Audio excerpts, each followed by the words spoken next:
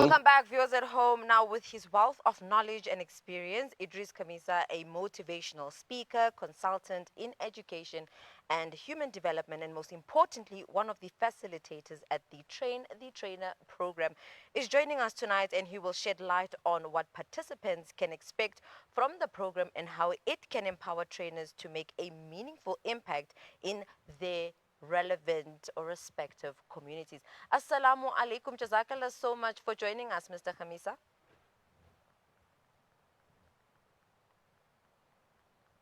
I believe you are quite mute at this point, but inshallah, if you can just unmute your device and we can then hear you nice and clearly. But then I'll just extend my greeting once more and say Assalamu alaikum. Jazakallah so much for joining us here on Prime Live.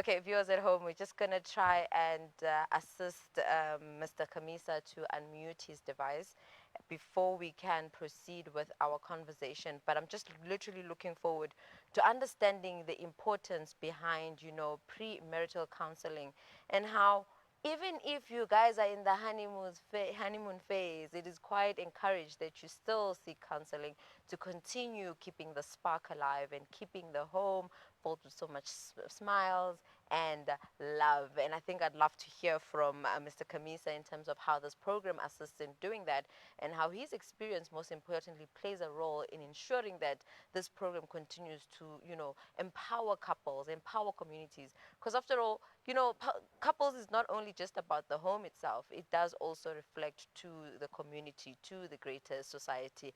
Mr. Khamissa, assalamu alaikum. Are you still with us? Wa alaikum salam wa rahmatullahi wa barakatuh. Yes, indeed, I'm still with you.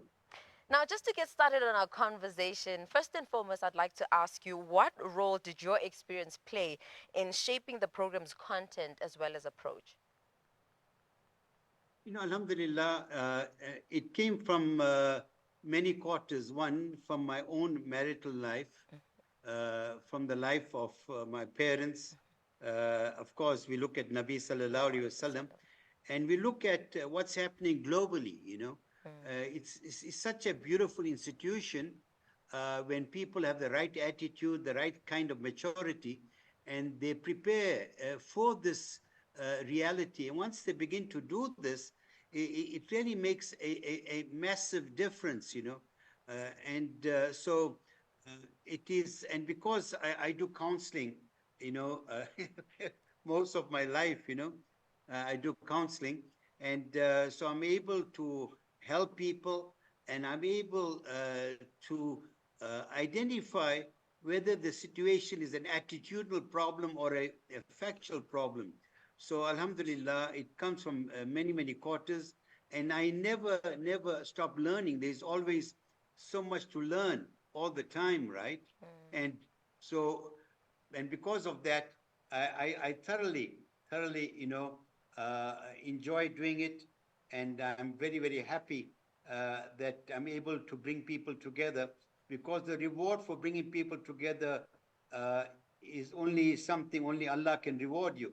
But the same token is not to suggest that all people need to be brought together. Sometimes the situation is so irretrievable, so toxic, then divorce or talaq is the only logical thing to do, as long as people live with calmness and with dignity, without eroding their reputation and without impinging on the well-being of the children.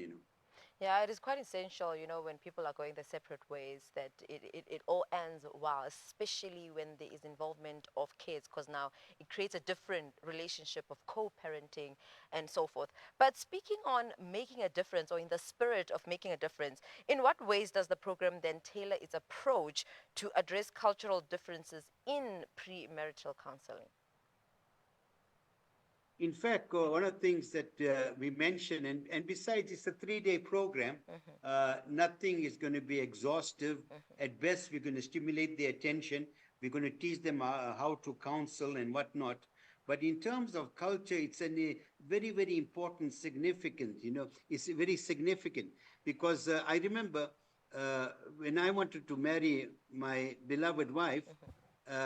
my father asked me, do you know the family? I sort of laughed. I said, Daddy, you know what? I'm going to marry her. I'm not marrying the family. He said to me, no, son, you're marrying the whole family. You're marrying the whole family. What a And surprise. after I got married, I realized then what you were saying. It was such a significant thing. And I'll not forget when I learned that lesson, when I was talking to my students, when I was the head teacher at Lokat Islamia and whatnot, I said to the students that girls, remember, when you marry the whole family. And what happened was, when I was at the airport in Durban, one of my ex-students, she was there with a number of kids, and naturally all the kids were not her own children. She says, you know what, Mudir, you were so right, when you said you married the whole family. So I think people need to understand that. People need to understand that happiness is not a selfish emotion. It's not about me, myself, I. It involves people around you. It involves a deeper understanding about who you are, who the other person is. So it's important to understand the culture, understand the mores and norms of certain families, and to ensure that, in that understanding, you respect people's sensitivities, because in the end, psychologists have said that the first 3 years of marriage are the most important years of marriage, because it's the time you get to know your partner, you get to know what makes them laugh, what makes them cry, and what makes them sad and everything else. And when you take the time to get to know that, it makes a big difference in terms of how you respond to them. That's one aspect. But the second fundamental aspect, which is important, is that you do not only discover your partner, but in the end, you also need to discover yourself in terms of who you are. What is it that makes you happy? And then you begin to objectively look at certain things that you have done in your home. Now, that's a point, you see. The point is this: marriage is about two individuals coming from two diverse homes and sharing a common space. Yeah. And what is important is the fact that you may be doing things in a certain way in your home, and your spouse may be doing certain things in her home in a different way. It does not mean you are right and she is wrong. Yeah. It means that both of you are right. It's about respecting each other's idiosyncrasies, understanding the peculiarities, and understanding those aspects. Because the challenge really is this: that when you marry, it's not only adapting to that individual, it's also adapting to the institution of marriage. It's about, how, and it's also, when the man is able to create a beautiful transition in helping his spouse, in adapting to the family, adjusting to things. And so these are important things, because in this particular program, we discuss many, many aspects. And one of the most critical aspects in a happy marriage, you would definitely see what is communication. And communication is not only about what you say and how you say it, it's also about how you listen.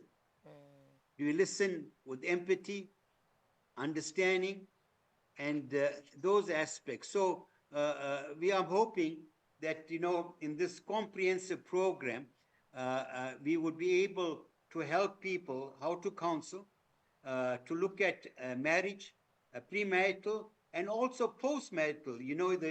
The skills that you're going to learn are also going to help you, after you get married.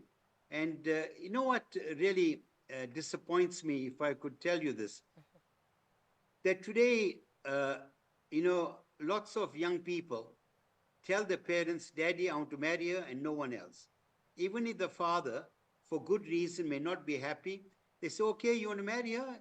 But this is what I feel. He said, no, Daddy, I want to marry her. And sooner than later, few months later, sometimes, there are some marriages apparently broke off between the nikah and the reception. It's not uncommon for marriage to break off during the honeymoon. So now you begin to wonder what has happened. So I think it's very, very important that as parents, when you bring up your children, you firstly be the role model for them. Show them, that in marriage you can disagree without being disagreeable. There is no place for rudeness. There is no place for to be offensive. So I'm hoping, inshallah, that people would come. We'll share with them 100 questions you need to ask each other before you marry. We'll share with them the stages in counseling. We'll share with them, we talk about toxic personalities. We'll share with them about pre-nuptial contracts. We'll share with them, about talaq. We share with them the reasons for divorce. And we'll share with them, inshallah, how to create a happy home. So there are many, many things, and I'm really, really excited and looking forward to it. And inshallah, I have no doubt, whoever attends will leave from there empowered, excited. It will help them in their own marriage, and they'll be able to help other people and give people the kind of advice they need. And also, in the early part of the presentation, we're going to share with them certain things. Firstly, you've got to look at yourself as an individual if you want to be a counselor. What is your perspective about marriage? Are you a person that regards the institution of marriage as an important one? And when you were married, what was your experience about your wife? Were you bitter? Was there animosity? So once you are an individual that is not objective enough, then you are going to influence negatively the people who come to you for help. And my approach is a very simple approach.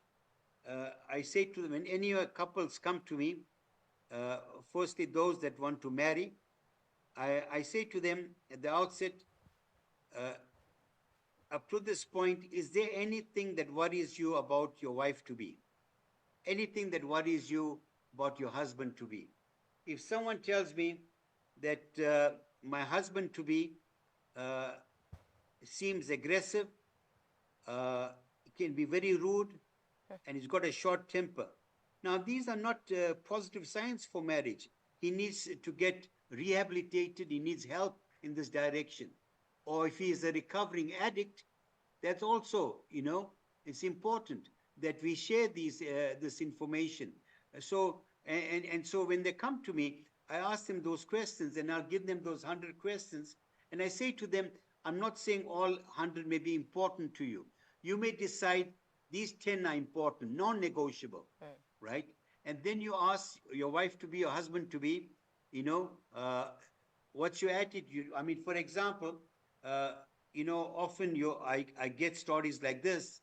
When the girl has been a career woman, she's qualified in something, the husband, before you got married to her, he's quite happy that she's got this profession.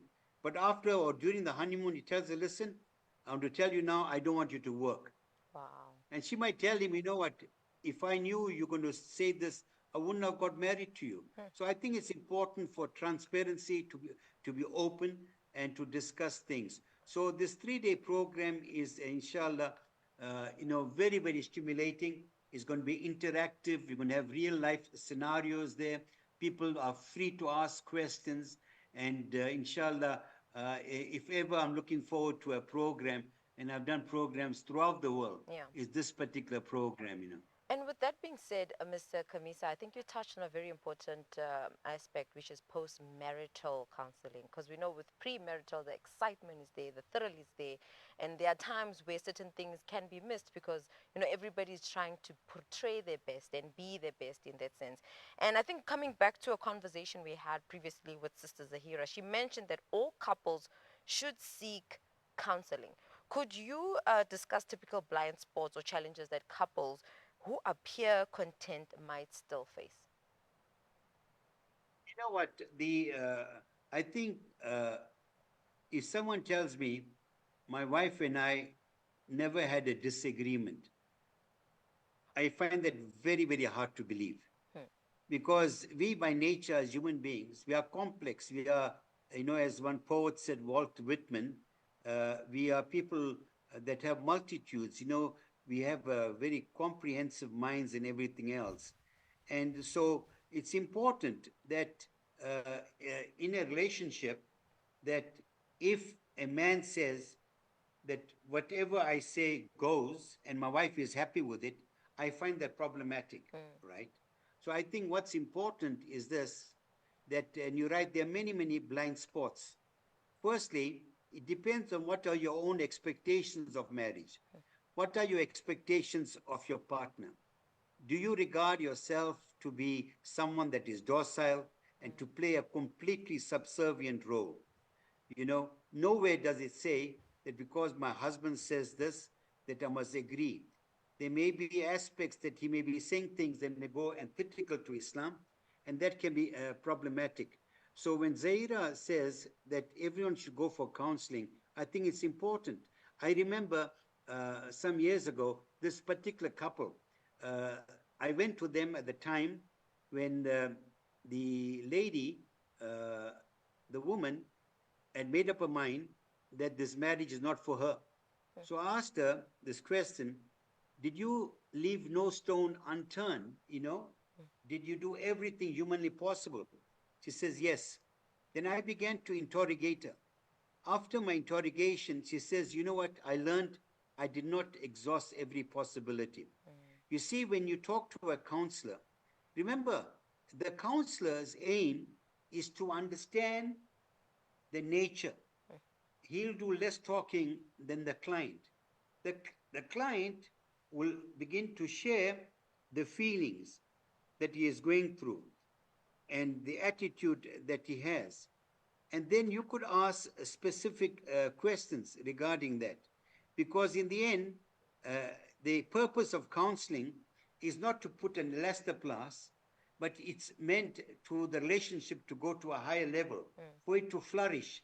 It must become far better than whatever it was. And I'll give you a further point.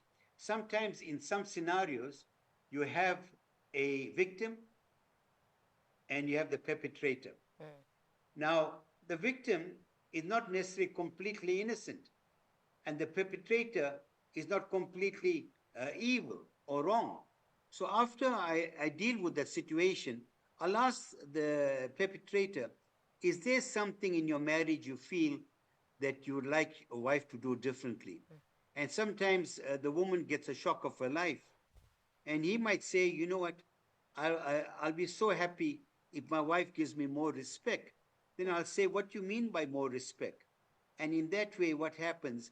They leave from there empowered, they leave from there inspired, and inshallah, they will find marital bliss. Not that they will not go through challenges. It will help, they'll have the skills to navigate all the turbulent waters. So it's very, very important, because psychologists have said, that revealing is healing. When you talk what's in your heart, it is cathartic. It helps you, right? And I think, this day of glibly saying, I got fed up and I gave a talaq.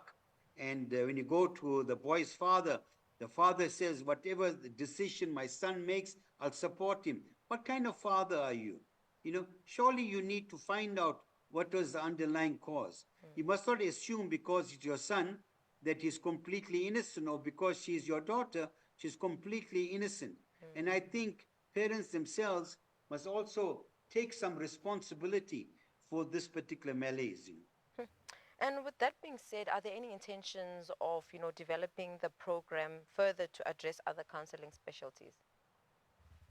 Yes, yes. Inshallah, what we're going to do, I always like to have feedback, and I hope, sister, you're going to attend the program. Inshallah, inshallah.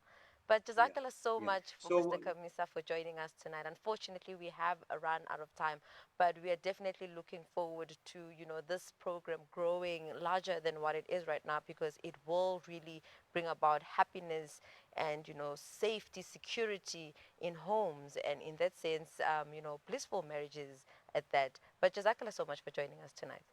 could I just make my last point? My last Sure, point. It's sure. important. If there are viewers there who want to attend, but they find that the cost is prohibitive, they must contact Zahira, and we want to really accommodate people. One caveat is all those people who attend, we would like all of them to practice this counseling and to help the ummah to heal, inshallah. Inshallah. Jazakumullah. Assalamu alaikum. Wa alaikum salam wa rahmatullahi wa barakatuh. Viewers at home, that was my conversation between myself and Mr. Edris Khamissa, a motivational speaker, consultant in education and human development. But tonight we spoke to him as one of the facilitators at the Train the Trainer program that we have shared the details in terms of who to contact and the pricing of it. And yeah, make sure you do get the necessary training. Who knows, you could be the go-to person for many couples that are in need of your help. But for now, let's head over to a break. We'll see you just shortly.